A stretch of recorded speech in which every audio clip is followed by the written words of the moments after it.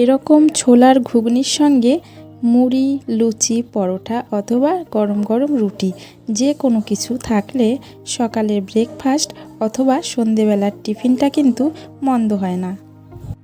নমস্কার বন্ধুরা, কেমন আছেন সবাই? আমি কৃষ্ণা। আজকে আমি আপনাদের সঙ্গে শেয়ার করব ছোলার ঘুগনি রেসিপিটি যেমনি মুখরোচক তেমনি স্বাস্থ্যকর। তো চলুন বন্ধুরা, দেখে নিন আমি কিভাবে ছোলার ঘুগনি রেসিপি তৈরি করছি।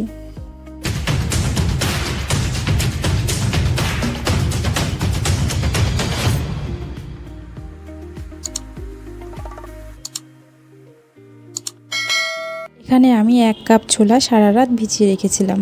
প্রথমে ছোলাগুলো বয়েল করে নেব। যেহেতু আমি ছোলার ঘুগনি তৈরি করব, সেজন্য মাঝারি সাইজের 2টো আলু একই সঙ্গে বয়েল করে নেব, আর সঙ্গে দিয়ে দিলাম একটু লবণ। ছোলা আর আলু দুটোই কিন্তু খুব ভালোভাবে বয়েল হয়ে গেছে। জল ঝরিয়ে নেব। দেখুন ছোলাগুলো কিন্তু খুব ভালোভাবে বয়েল হয়ে গেছে। কড়াইতে দিয়ে দেব সর্ষের তেল।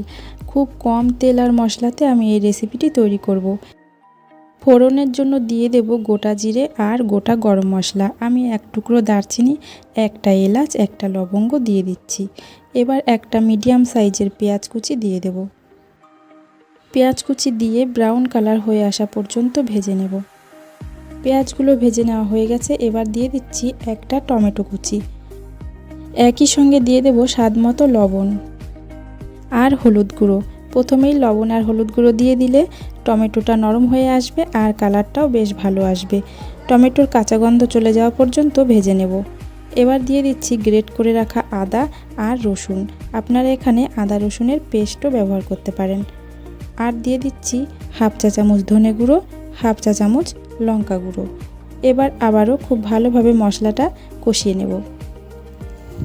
মশলাটা কষিয়ে নেওয়া হয়ে গেছে। এবার দিয়ে দিচ্ছি বয়েল করে রাখা ছোলা আর টুকরো করে কেটে রাখা আলু।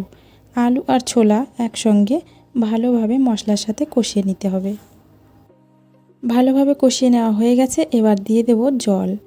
আমি এখানে খুব বেশি জল দেব না, আমি 1 কাপ পরিমাণ জল দিয়ে দিলাম। এবার রান্না করে নেব 5 মিনিট মতো। 5 মিনিট রান্না করে নেওয়ার পর দিয়ে দেব 1 চা চামচ চানা মশলা। চানা মশলাটা দিলে ছোলার ঘুগনি খেতে বেশি ভালো হয়। চানা মশলা দেওয়ার পর আরও 1 মিনিট মতো রান্না করে নিয়ে কড়াই থেকে নামিয়ে নিয়েছি।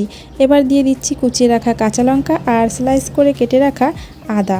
ব্যাস রেডি হয়ে গেল আমার ছোলার ঘুগনি রেসিপি। আপনারা এই ঘুগনিটা রুটি, পরোটা, পুরি অথবা মুড়ি খেতে যারা পছন্দ করেন, মুড়ির সঙ্গেও সন্ধেবেলার টিফিন অথবা সকালের জলখাবারে খেতে পারেন। আমি আজকে মুড়ির সঙ্গে ছোলার ঘুগনি সকালের জলখাবারে পরিবেশন করব। আপনারা একদিন হলেও এইভাবে ছোলার ঘুগনি তৈরি করে খেয়ে দেখবেন। আশা করি আপনাদেরও খুব ভালো লাগবে। তো বন্ধুরা, আমার এই রেসিপিটি আপনাদের কেমন লেগেছে কমেন্টের মাধ্যমে অবশ্যই জানাবেন।